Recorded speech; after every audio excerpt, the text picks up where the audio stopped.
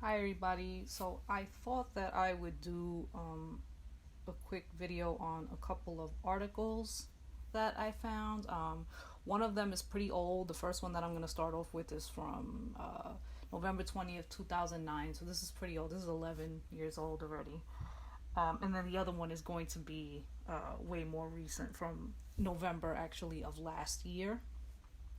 Um, I'm going to read the full article, this full article, and then I'm just going to kind of touch on a certain point from the other article, because the other article is very long. So if I read both articles within this same video, it's going to just be a really long video, and I just don't want to bore you guys to death with just hearing, like, just reading, you know. People will be like, I can read for myself, so I don't want to like bore you guys to death. So the title of this one is Puerto Ricans in New York Still Struggling Still. And it says Puerto Ricans are some of the most prominent figures in New York politics and culture. So some people are surprised when they hear that overall Puerto Ricans are among the poorest and least educated New Yorkers. Almost a third in New York are living in poverty. Here are some of the figures. In New York City, 31.2% of Puerto Ricans live in poverty, compared with 27.8% of Latinos more broadly and 18.9% of the New York City population overall. Nationally, 22% of Puerto Ricans are in poverty versus 19% of Latinos overall. This is from the American Community Survey via the Pew Hispanic Center. So, percentage of individuals in New York City living in poverty. This is New York City, okay? So, overall, Latinos, bam, Puerto Ricans, 31.2%. That's high, okay?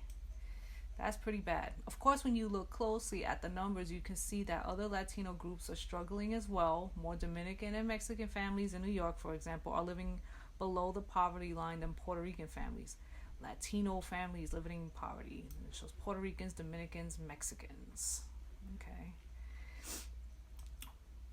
But note that the margin of error for these stats from 2005 to 2007 American Community Survey is big enough to put these groups basically on par with each other. So what's most surprising is that these groups are so close, given the supposed advantages Puerto Ricans have. They're all citizens because Puerto Rico is a commonwealth of the United States. They've been in New York longer. Most Dominicans and Mexicans immigrated to New York more recently, yes. And a higher percentage speak English, and in a lot of cases they don't speak Spanish at all. As for education, only 31% of Puerto Ricans have completed beyond a high school education, as compared to 77% of whites, 71% of blacks, including African immigrants, and 42% of all Latinos. God damn. From the American Community Survey via the Center for Puerto Rican Studies at Hunter College, among Puerto Ricans between the ages of 24 and 32, only 16% have completed college, even though almost a quarter have at least one college-educated parent. I don't. Almost 1 in 5 Puerto Ricans that age with at least one college-educated parent dropped out of high school. From the book Inheriting the City, The Children of Immigrants Come of Age. I decided to do this story after going to see Philip Kazanitz of the CUNY Graduate Center to talk about his book Inheriting the City, The Children of Immigrants Come of Age. As part of his comprehensive study, Kazanitz compared the children of Latino immigrants to the children of native-born Puerto Ricans, and says he too was surprised to find that Puerto Ricans were experiencing less success educationally and professionally than many Latino immigrant groups. And of course, when I went to speak with some of the leading thinkers on Puerto Rican issues, they said, duh, but they said people don't want to talk about this issue. Why? Because we're perceived to have privilege. That's why nobody wants to talk about it. It's perceived privilege. It doesn't mean that it's real privilege. Angelo Falcon of the National Institute for Latino Policy said the issues of Puerto Ricans have become invisible, especially as immigration issues dominate the political and academic dialogue around Latinos. Okay. Now, this article, this is a more recent article, and I'm gonna scroll up after I read the point that I want to get across here first. So I'm gonna just start off over here where it says many of the Puerto Ricans who made their way to the mainland had already been struggling financially when they left the island. Santiago said the people who suffered the most damage during Maria were the people who lived in the most precarious housing or neighborhood situations. Santiago explained their socioeconomic status made them vulnerable to begin with, and prior to the storm, we, academics familiar with Puerto Rico's socioeconomic landscape, knew that they were going to have hardships, and that was the case. Santiago added that oftentimes Puerto Ricans who relocate to the mainland end up having many of the same struggles and needs as Puerto Ricans who have been here for 20 years. A lot of Puerto Ricans that come from the island end up living in poverty or living in conditions that are close to poverty with other structural limitations that impose poverty, Santiago said. A lack of transportation, lack of access to food, and so on. Numerous evacuees relied heavily on family and friends already living on the mainland who were of a similarly difficult socioeconomic status, which resulted in further hardships for the people taking care of them. You have people in the United States helping, willing to help, opening their doors to people displaced from the storm, having to take care of folks coming from the island with great need, great material need, great emotional need, with limited resources themselves.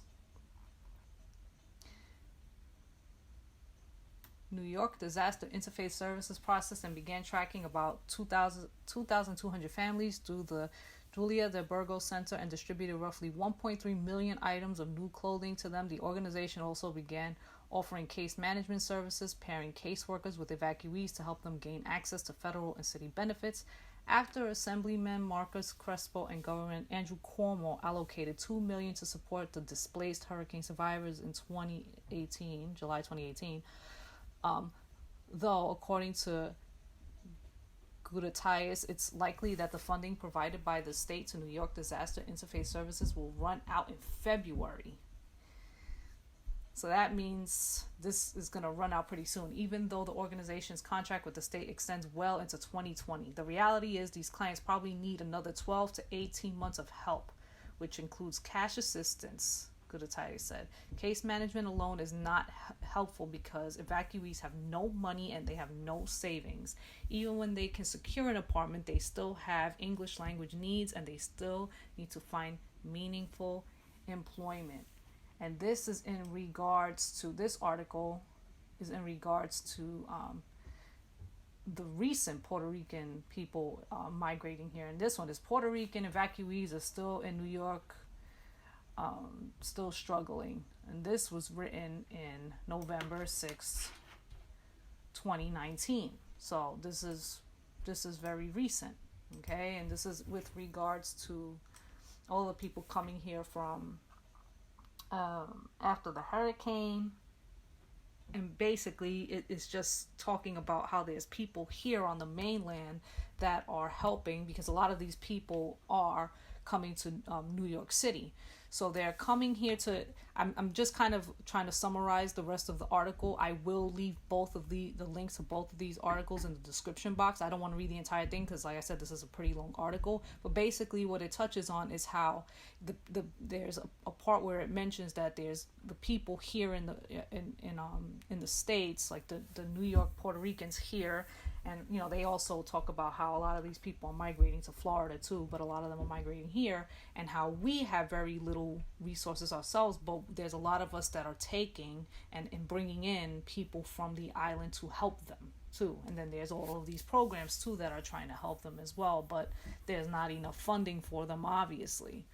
So, you know, where those of us that are already here are in bad conditions as it is, and basically this article is kind of touching on the people that are migrating here.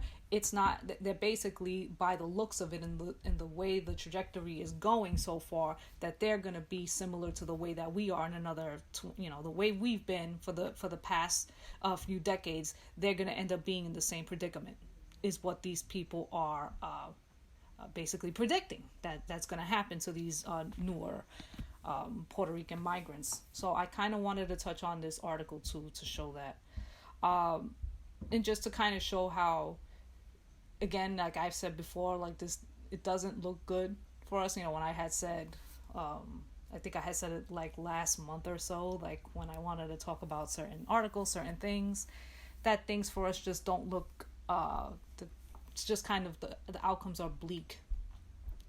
And I think what people would argue is that, or people believe that because we are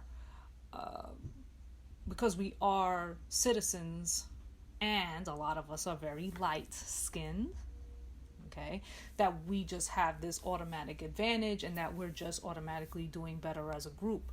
Some of us may be doing better outside of New York State, but as far as those of us living here in New York City, we're not doing so good. And it looks like we're getting worse. All right. So when I find more articles and I find more research, I'll definitely keep you guys posted. And when I'm talking about all of these things, I just want to make it clear that I'm not trying to make anything a woe is me type scenario, because that's kind of some of the comments and the pushback that I'm getting from some people, and that's not what I'm doing. I'm just saying, like, look, it ain't as good as you guys are making it out to be. Like, we're just doing so great. Even for me to get the little bit that I have. That was a struggle, a huge struggle within itself, that I don't know if I really want to get into. I'm not going to get into detail with that. But anyhow, I hope these articles were informative. And like I said, I'm just going to keep, trying to crank out videos as much as I possibly can. And hopefully you guys actually sat through this. If you did, thanks. If not, that's okay. I understand. And I guess I'll talk to you guys in my next video. Bye.